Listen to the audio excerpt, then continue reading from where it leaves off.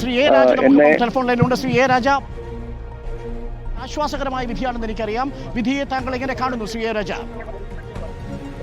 Supreme കോടതി വിധിയെ സ്വാഗതം ചെയ്യുന്നു. സന്തോഷമുണ്ട്.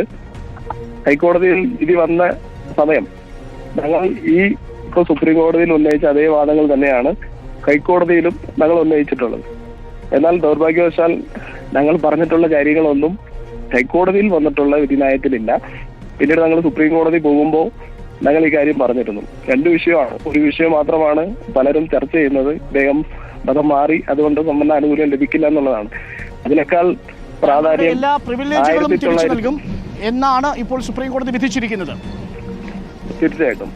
അപ്പോൾ 1950 എന്ന് പറഞ്ഞ ഒരു പ്രസിഡൻഷ്യൽ ഉത്തരവാണ് അയോഗ്യനാക്കാൻ പ്രധാനപ്പെട്ട കാരണം. ഇവിടുത്തെ പല ആളുകളെയും അത് ബാധിച്ചു. ഹൈക്കോടതി വിധി വന്നപ്പോൾ അവർക്ക് സർട്ടിഫിക്കറ്റ് ലഭിച്ചിട്ടില്ല. അങ്ങനെയുള്ള വിഷയങ്ങളൊക്കെ ഉണ്ട്. കേരളം രൂപീകരിക്കുന്നതിന് മുമ്പ് ഇവിടെ വന്നിരിക്കണം എന്ന് പറഞ്ഞാൽ 1950-56 കേരളം രൂപീകരിക്കുന്നത്.